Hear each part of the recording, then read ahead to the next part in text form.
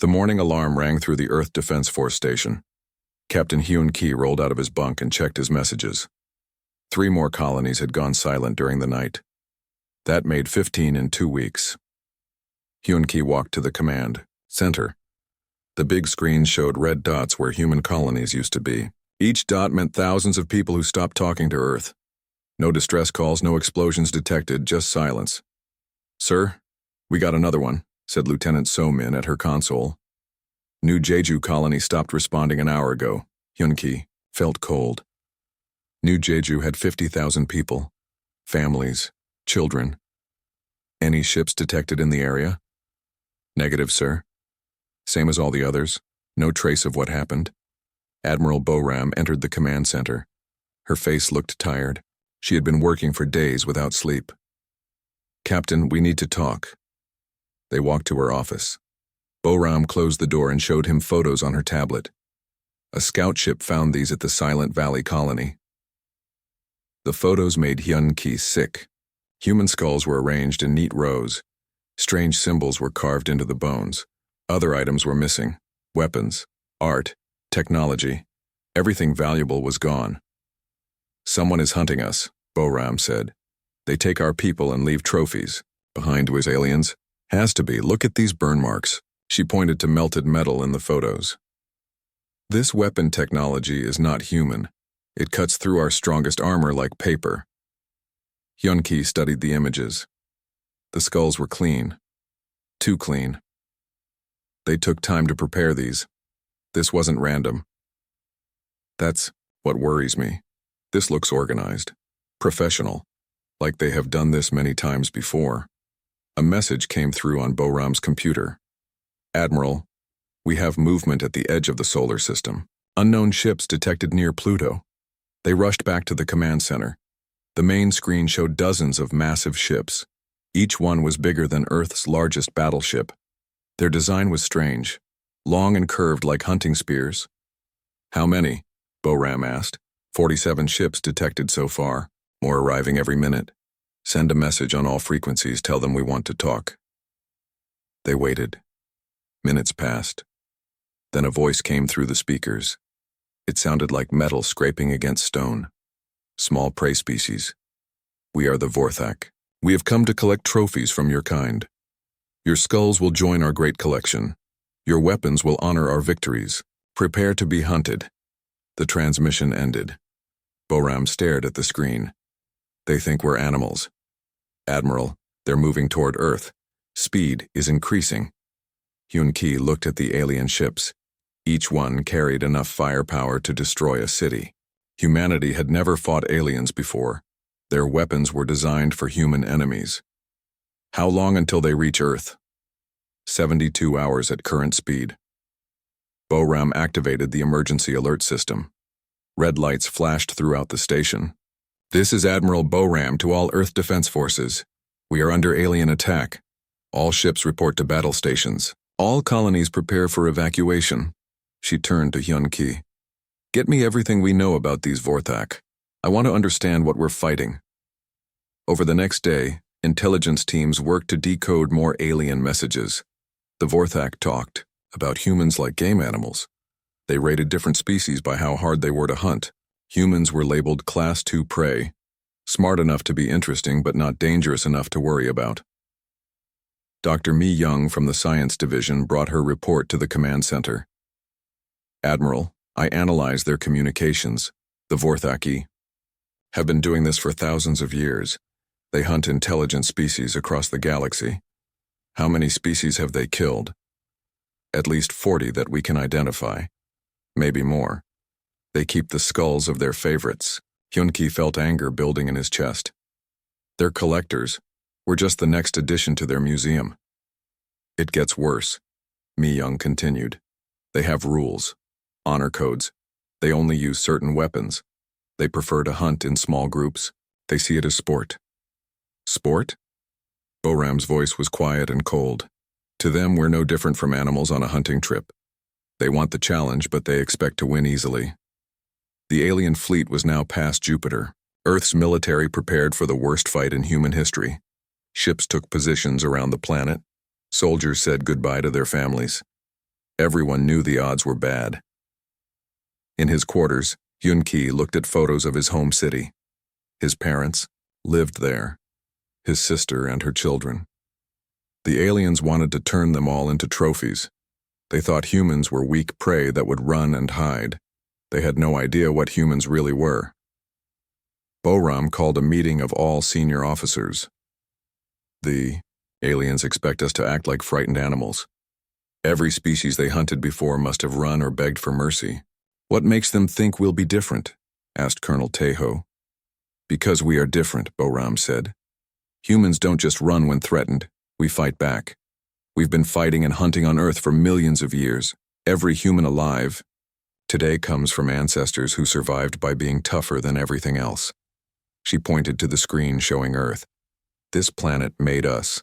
Ice ages, predators, diseases, wars. Humans survived it all. We didn't get to the top of the food chain by being prey. But their technology is superior, someone said. Technology can be captured, learned, stolen. What they can't learn is how to think like a human. They've never fought an enemy that refuses to stay down. The alien ships reached Earth's outer defenses. The first battle would happen at Titan Station. The Vorthak expected an easy victory to start their hunting season. Captain So-jin commanded Titan Station. She had 800 defenders against 3 Vorthak hunting ships. The aliens sent a message before attacking. Surrender and your deaths will be quick. Run and we will enjoy the chase. So-jin sent back her own message. Come and take us. Idealmi Vorthak ships moved forward, their weapons charged with energy. They had done this dance 1,000 times before. The prey would fight briefly, then break and run. Then the real hunt would begin. But as the alien ships approached Titan Station, So-jin smiled. The aliens were about to learn something new. Humans didn't just fight back, they fought dirty, they fought smart, and they never gave up. The galaxy's newest hunting party was about to discover they had chosen the wrong prey. Dr. Mi-young worked in her lab aboard the research ship New Seoul. 3 days had passed since the first battle at Titan Station. The humans had won, but barely. Now she studied pieces of Vorthak technology and alien blood samples. What she found changed everything. Admiral Boram, you need to see this, Mi-young said over the communication link. Boram appeared on the screen. Behind her, staff officers planned the next defense. What did you discover? The Vorthak are perfect predators, but only in one specific way. Look at this. Mi-young held up an alien weapon. This energy rifle is incredibly advanced. It can cut through our best armor. But watch what happens when I modify the targeting system. She pressed a few buttons. The weapon powered down and would not restart. Their technology only works one way. They never designed it to adapt because they never needed to. Every species they fought before used the same basic tactics. Explain that. Think about a lion hunting a zebra. The zebra runs in a straight line. The lion chases and catches it. Simple. Clean. The Vorthak evolved to hunt prey that behaves. Predictably, Boram leaned forward. But humans don't behave predictably. Exactly. I studied their biological samples. The Vorthak come from a world with very few predator species. They became the apex hunters early in their evolution. They never faced serious competition. Mi-young brought up images on her computer. Look at their bone structure. Perfect for pursuit hunting. Their muscles are designed for short, powerful bursts of speed. Their eyes track movement excellently in open spaces. Sounds dangerous. It would be if we were zebras, but humans evolved differently. We come from a death world where everything was trying to eat everything else. We learned to hunt in groups. We learned to use tools. Most importantly, we learned to hunt other hunters. While Mi-young worked in her lab, Colonel Taeho led a mission to New Busan Colony. The aliens had attacked there a week ago. Taeho wanted to see how they fought. His team landed at the main settlement. Bodies were arranged in neat rows. The aliens had taken skulls and weapons as trophies, but Taeho noticed something strange about the battle sites. Lieutenant Junseo, look at these blast marks, Taeho said. The aliens attacked from the high ground. They used energy weapons from long range, very organized, Very predictable. Junseo examined the damage. Sir, it looks like they followed a pattern. First they surrounded the colony. Then they issued a challenge over the radio. Then they attacked from 4 directions at once. A ritual. They do the same thing every time. They found the colony's security footage. Teho watched the alien attack. The Vorthak moved like dancers. Each warrior had a specific role. They never broke formation, they fought with honor and followed rules. They're like samurai, Junseo said. Very skilled but locked into traditional ways of fighting. And what happens when samurai fight guerrillas? The samurai lose. Back on Earth, Jinwoo studied human military history. He was a professor before the war started. Now his knowledge was crucial for survival. He presented his findings to the Defense Council. Admirals, I believe the Vorthak made a critical error in their assessment of humanity. Which error? Asked Admiral Boram. They classified us as Class 2 prey, but they didn't understand what prey means on Earth. Every animal on our planet is both predator and prey. Humans are no different. Jinwoo activated a presentation. Images of human ancestors appeared on the screen. Early humans hunted mammoth that were 10 times larger. We developed persistence hunting, chasing prey until it collapsed from exhaustion. We learned to coordinate attacks with complex language. We also faced predators that hunted us, saber-toothed cats, giant bears, other human tribes. We survived by becoming better hunters than our hunters. He showed images of modern human soldiers. The Vorthak hunt for sport and trophies. Humans hunt for survival. When humans hunt, we don't follow rules. We use every advantage. We adapt to win. What does this mean for our strategy? Asked Admiral Choi. It means we stop trying to fight them like a conventional military. We fight them like humans. We use pack tactics. We set traps. We make them afraid. Captain Dong-hyun commanded a small fleet of civilian ships. His job was to evacuate colonists ahead of Vorthak attacks. But today he had a different mission. All ships, this is Captain Dong-hyun.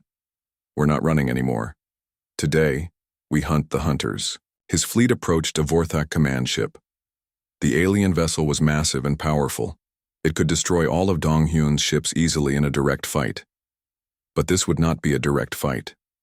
The civilian ships split up and approached from all directions. They moved like a pack of wolves surrounding prey. The Vorthak ship tried to target them but could not track multiple fast-moving targets. Now, Dong-hyun ordered. The human ships fired cable launchers. Strong metal cables wrapped around the alien ship's weapons. Other ships released electronic jammers that confused Vorthak sensors. A third group fired small missiles at the ship's engines. The Vorthak ship was trapped. It could not move or fight effectively. Dong-hyun's ship docked with the alien vessel. His boarding party cut through the hull. Inside the alien ship, the humans moved like predators in enemy territory. They split into small groups. They used the ship's own corridors as hunting grounds. The Vorthak warriors were skilled fighters, but they expected honorable combat. Instead, they faced ambushes and surprise attacks.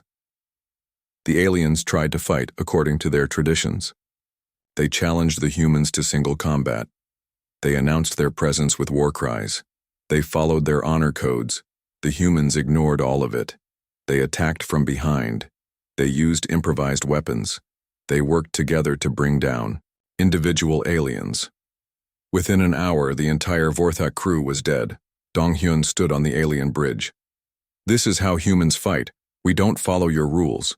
Communications specialist Yuna intercepted Vorthak transmissions from across the solar system. What she heard surprised everyone. Admiral, the aliens are requesting reinforcements. They're calling for more hunting fleets. How many more ships? That's not the important part. Listen to what they're saying. Yuna played the alien communications. The Vorthak voices sounded confused and frightened. They talked about impossible prey behavior and violations of natural hunting order. Some hunting masters were refusing to continue the attack. They're scared, Boram realized. More than scared, Yuna said. They can't understand what's happening. Their entire worldview is breaking down. They've never encountered prey that hunts back. Good. Fear makes predators make mistakes. Dr. Mi-young joined the conversation. Admiral, I think I know why the Vorthak are so confused. In their evolution, they only learned to hunt passive prey. They have no experience with aggressive defenders. But humans evolved as both predator and prey. We learned to fight everything: other predators, dangerous prey, environmental threats. We developed intelligence specifically to overcome stronger enemies. The Vorthak think intelligence is just for better hiding or running. They don't understand intelligence used for warfare. Boram looked at the tactical display. More human victories were reported each hour. Small human forces were defeating larger alien groups using tactics the Vorthak could not predict or counter. They made one critical mistake, Boram said. They assumed humans were just another prey species. But humans aren't prey. We're the apex predator of a death world.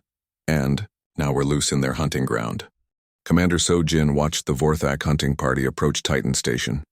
3 alien ships moved in perfect formation.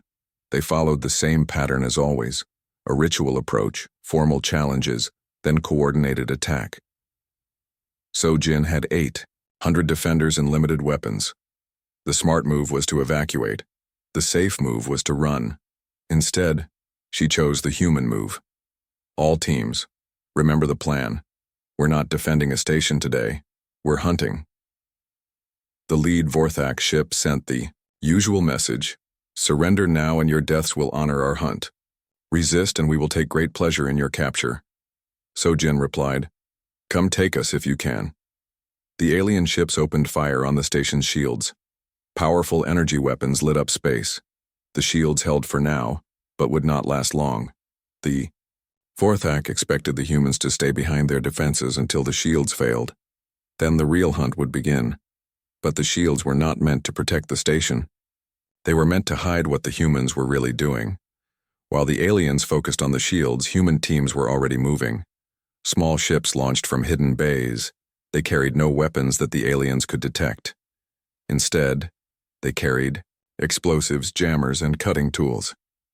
The human ships moved like insects, too small and fast for the Vorthak weapons to track effectively. They swarmed around the alien vessels. Some attached explosives to engine sections. Others released metallic chaff that confused alien sensors. A few cut through hull plating with industrial tools. What are they doing? The Vorthak commander could not understand the human tactics. This is not how prey species behave. His warriors were trained for formal combat.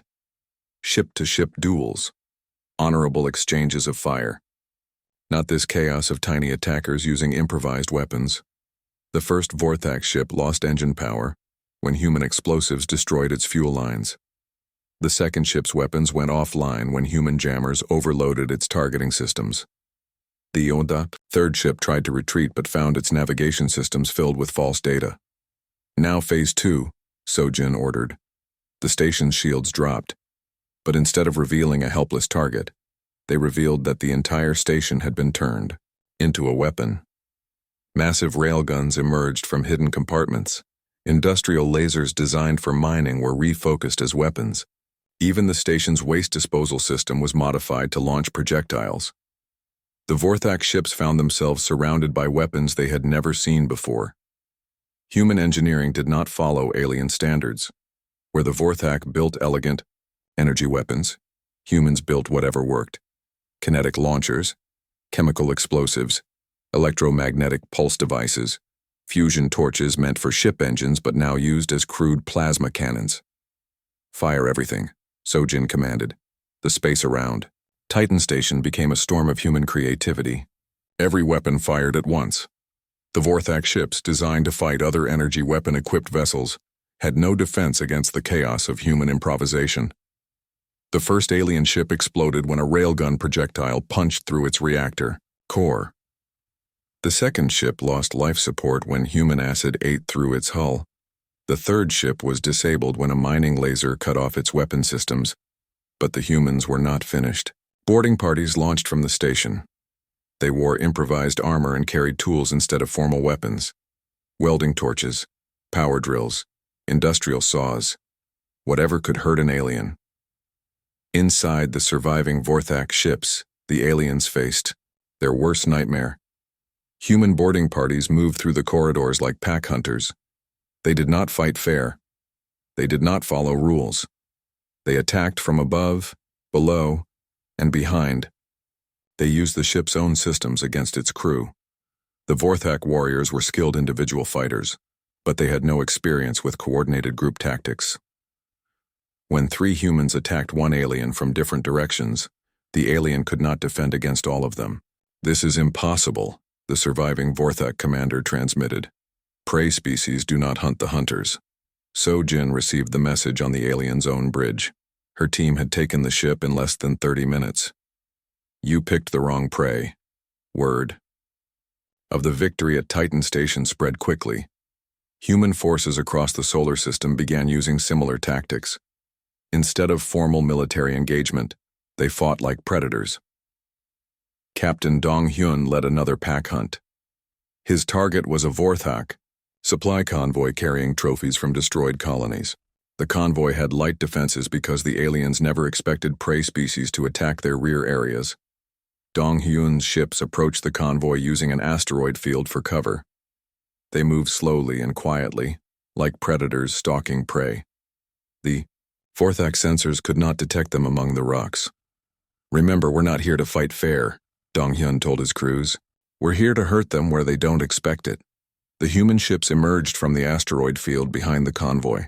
They targeted the escort ships first, using focused fire to destroy engines and weapons. The cargo ships, carrying stolen human artifacts, were captured intact. Inside the cargo ships, human boarding teams found rooms full of skulls from destroyed colonies, weapons taken as trophies, art and cultural items stolen from human worlds. The sight filled them with cold rage. "Sir, what do we do with the alien crew?" asked Lieutenant Haewon. Dong-hyun looked at the rows of human skulls. "What would they do with us?" The answer was clear. The humans did not follow alien honor codes. They did what had to be done. Communications specialist Yuna monitored Vorthak transmissions across the solar system. The alien chatter was becoming more desperate each day. "Admiral Boram, you need to hear this," Yuna said. She played a recording of Vorthak commanders talking to each other. "The prey species exhibits impossible behavior. They attack our hunting parties. They show no fear. Some even seem to enjoy combat. Perhaps we classified them incorrectly. Class 2 prey may not be accurate." "Impossible. Our classification system has been used for 3,000 years. No prey species has ever been reclassified." "Upward. Then explain their tactics. They fight like hunters. Prey cannot become hunters. It violates natural order." Admiral Boram listened to the confusion in the alien voices. "They can't accept what's happening. Their entire worldview is based on the idea that they are the ultimate predators." "What happens when a predator realizes it's become prey?" asked Dr. Mi-young. "It either adapts or dies, and the Vorthak don't seem capable of adapting." "General, Kibum arrived at the command center with news from Earth's military production facilities." "Admiral, our factories are working at full capacity. We're not building traditional weapons anymore." "What are we building?" "Whatever works against the aliens, projectile weapons, chemical weapons, biological agents. We're even weaponizing civilian equipment. Mining lasers, construction tools, agricultural chemicals. The Vorthak design their equipment to fight other energy weapon civilizations. They have no defense against our improvised arsenal." Boram studied the tactical reports. "Human forces. We're winning battles across the solar system. Not through superior technology, but through superior tactics. The humans fought like what they were, the apex predator of a death world." "Sir, we're receiving a transmission from the Vorthak fleet commander," reported the communications officer. The alien voice came through the speakers. It sounded different from before, less confident, almost afraid. "Human military leaders. We propose a hunting truce. Your species shows unexpected resistance. We offer to withdraw from your territory in exchange for safe passage." The command center fell silent. The aliens were asking for mercy. The hunters wanted to run from their prey. Boram thought about the human skulls in the alien trophy rooms. The destroyed colonies, the families that would never come home. When she spoke, her voice was cold as space. Negative. No truce. No safe passage. You came here to hunt us. Now we hunt you. She ended the transmission and turned to her staff. Send a message to all human forces. The prey is now the predator. Show them what apex hunters really look like. Across the solar system, human pack instincts fully awakened. The galaxy's newest predators began their first real hunt. General Keybum stood before the holographic display showing Vorthak space. Red dots marked their hunting worlds. Blue lines showed their supply routes. For the first time since the war began, humans were planning to attack instead of defend. Operation Bloodfang begins now, Keybum announced. We're taking the fight to them. The human fleet that jumped into Vorthak space was unlike anything the galaxy had seen before. Half the ships were captured alien vessels modified with human weapons. The other half were human designs built specifically to fight the Vorthak. No elegant curves or artistic styling, just brutal efficiency. Captain Wanshik commanded the lead assault group. His ship, the Predator, was a Vorthak heavy cruiser gutted and rebuilt. Human engineers had replaced the aliens' energy weapons with kinetic cannons and missile launchers. Where the original ship carried trophy rooms, the humans installed extra ammunition storage. All ships remember the mission, Wanshik broadcast. We're not here to fight fair. We're here to show these aliens what human hunters look like. The first target was a Vorthak patrol station at the edge of their territory. The aliens detected the human fleet approaching and sent the usual formal challenge. Unknown ships, you enter sacred hunting grounds. State your purpose or face the consequences of trespass. Wanshik replied with actions instead of words. The human fleet split into 3 groups and attacked from different angles. They ignored the aliens' attempts at formal combat protocols and focused on destroying the station as quickly as possible. The Vorthak defenders tried to fight according to their honor codes. They formed neat battle lines and exchanged measured volleys of energy fire.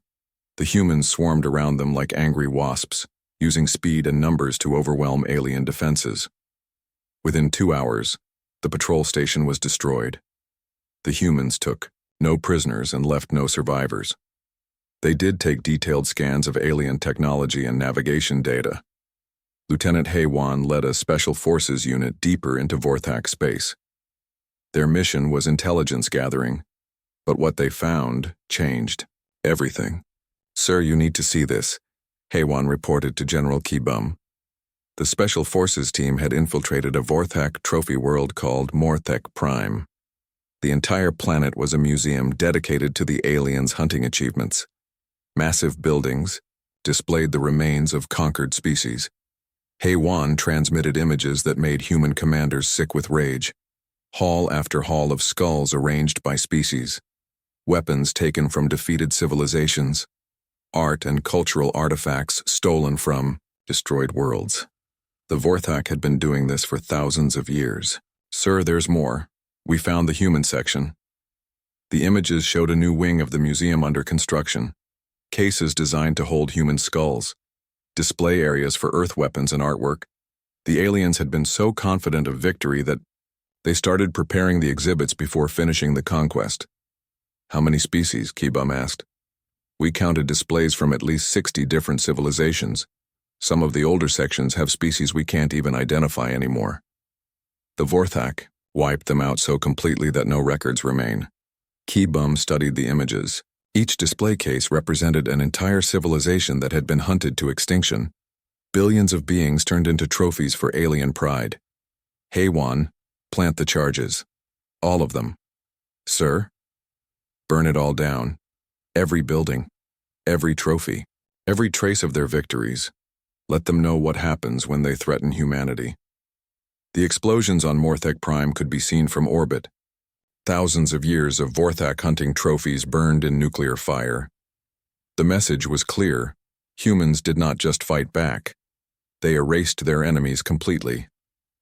Dr. Subin, a combat psychologist, studied captured Vorthak prisoners to understand alien thinking. What she discovered explained why the aliens were losing so badly. General, The Vorthak literally cannot comprehend our tactics, Subin reported. Their minds are locked into predator-prey thinking. In their worldview, there are hunters and there are prey. Nothing else exists. What happens when prey fights back? They can't process it. It's like showing color to someone who was born blind. The concept doesn't exist in their mental framework. Subin showed Kibum brain scans from captured aliens. When we use pack tactics, their neural activity shows extreme confusion.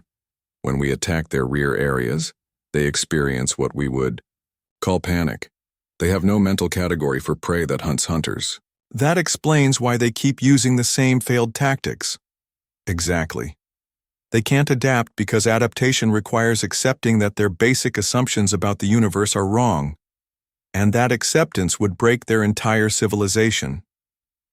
Commander, Chan Wu led a hunting pack of modified human ships through Vorthak space.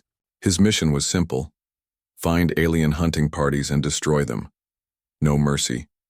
No prisoners. No survivors. Chan Wu's ships used captured alien navigation data to predict where Vorthak hunting fleets would strike next. They positioned themselves along likely attack routes and waited like spiders in webs. Contact, reported Lieutenant Somin. 3 Vorthak hunting ships approaching the Kepler system. They're following standard hunting approach patterns. All ships attack formation. Remember, we're not the hunted anymore. We're the hunters. The human pack struck the alien hunting party from multiple directions. The Vorthak ships tried to form their traditional battle formation, but human tactics made formation fighting impossible. Chan Wu's ship disabled the lead alien vessel with targeted strikes on its engines. 2 other human ships boxed in the second Vorthak ship and pounded it with kinetic weapons. The 3rd alien ship tried to retreat but found its escape route blocked by more human vessels. This is impossible, the Vorthak hunting master transmitted. How can prey coordinate such complex attacks? Chan Wu answered by boarding the alien ship with his assault team. They moved through the corridors with methodical efficiency. Every Vorthak warrior they encountered was killed quickly and quietly. No heroic duels, no dramatic speeches, just professional elimination. In the alien commander's quarters, Chan Wu found personal trophies from the Vorthak's hunting career. Skulls from dozens of different species. Weapons from civilizations that no longer existed. Art from cultures the aliens had destroyed. Chan Wu looked at one particular skull. Small, delicate, obviously from a young being. The sight filled him with cold purpose. He activated his communicator. General Kibum, this is Commander Chan Wu. We need to expand the mission. Explain. These aliens aren't just hunting humans. They've been genocide tourists for thousands of years. Every ship we capture has trophies from extinct civilizations. What are you recommending? Complete extermination. We don't stop until every Vorthak hunting master is dead. We hunt them until there are none left to hunt anyone. Kibum was quiet for a moment. Then, approved. Show them what apex predators really look like. The war entered a new phase. Human forces stopped trying to defend territory and started hunting aliens for sport. They used Vorthak tactics against them, taking trophies, keeping records of kills, competing to see who could destroy the most alien ships. But where the Vorthak hunted for honor and pride, humans hunted for justice and survival. Every dead alien was one less threat to innocent species across the galaxy. News of human victories spread throughout Vorthak space. Alien commanders reported impossible losses to their superiors. Hunting parties that had operated successfully for centuries were being wiped out by human pack tactics. The Vorthak Emperor Morthak called an emergency council of his greatest hunting masters. For the first time in their species' history, they discussed the possibility of ending a hunt early. The prey species exhibits unnatural behavior, reported Huntmaster Velthon. They coordinate attacks like predators. They show no fear. They refuse to run when outnumbered. Perhaps we should reclassify them, suggested another hunting master. Impossible, Morthak declared. Our classification system is perfect. These humans are clearly prey. They have no natural weapons, no armor, no advanced technology. Then, explain their victories. Luck, desperation. It will pass. Prey cannot become hunters. The natural order forbids it. But even as Morthak spoke, human forces were preparing their next offensive. They had learned the locations of major Vorthak worlds. They had captured enough alien technology to build hybrid weapons. Most importantly, they had awakened something that had been sleeping in human DNA for thousands of years. The pack instinct. The drive to hunt dangerous prey. The willingness to pursue enemies to extinction. The Vorthak had awakened Earth's apex predator. Now they would learn what it meant to be prey. Admiral Yu Jin stared at the message from the Vorthak Emperor. The alien leader was requesting a formal peace treaty. After thousands of years of successful hunting, the predator species wanted to negotiate with their prey. "They're afraid," said General Keebum. "For the first time in their history, they've encountered something that hunts them back." "What are they offering?" asked Dr. Mi Young. "Complete withdrawal from human space, return of all captured trophies, recognition of humanity as a restricted hunting zone." Yujin deleted the message without responding. "Send word to all human forces. No negotiations. No treaties. No mercy. We finish what they started." The human war machine had grown beyond anything the Vorthak could understand. Human factories produced weapons designed specifically to kill aliens. Human tactics evolved daily, as commanders learned from each battle. Most importantly, human psychology had shifted from defense to offense. Captain Jae-min led the assault fleet approaching the Vorthak homeworld. Behind him followed the largest human armada ever assembled. Ships from every human colony, volunteers from Earth, even modified alien vessels captured in battle. But the humans were not alone. Other species that had survived Vorthak hunting joined the fleet. The Kalari brought their knowledge of alien technology. The Threks provided intelligence about Vorthak military bases. The Yendai offered their advanced sensors. All of them followed human leadership. All of them used human tactics. The galaxy's former victims had learned from humanity's example. Prey could become predator if they were willing to hunt without honor. "All ships, this is Captain Jaemin. Today we end the Vorthak hunting tradition. Today we show the galaxy what happens when you threaten the wrong species." The Vorthak homeworld was protected by massive orbital defenses, energy shields that could stop planet-killing weapons, gun platforms with enough firepower to destroy entire fleets. The aliens had never needed to seriously defend their home because no prey species had ever reached it. But the human fleet did not attack the defenses directly. Instead, they used tactics the Vorthak could not predict. Small human ships, disguised, as space debris had been infiltrating the system for weeks. They carried no weapons that alien sensors could detect. Instead, they carried computer viruses, electromagnetic pulse devices, and nanoscale sabotage systems. When the main fleet arrived, the infiltrators activated. Vorthak defense systems began failing as human viruses corrupted their programming. Gun platforms turned on each other as their targeting systems received false data. Shield generators overloaded when human nanobots caused critical components to fail. The orbital defenses collapsed without firing a shot. Phase 2, Jaemin ordered. Human, dropships launched toward the planet's surface. They carried assault teams trained in urban combat.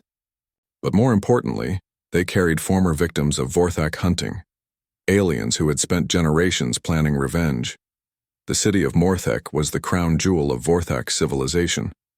Massive towers displayed hunting trophies from across the galaxy. Public spaces featured statues honoring great hunting masters. Museums showed off the skulls and artifacts of extinct species. Human assault teams moved through the city like a plague. They did not target military installations. Instead, they went after the symbols of Vorthak pride. Every trophy room was burned. Every museum was destroyed. Every statue was torn down. The Vorthak tried to defend their cultural sites, but they could not understand human tactics. Where aliens fought as individuals seeking personal glory, humans fought as coordinated units seeking total victory. War correspondent Yun Seo followed the human advance through Morthek. What she documented would be remembered across the galaxy for thousands of years. "The humans move through the city like water flowing downhill," she reported. "They don't fight where the aliens are strong. They attack where the aliens are weak. They don't seek honorable combat. They seek effective destruction. The Vorthak warriors are skilled fighters, but they can't adapt to human unpredictability.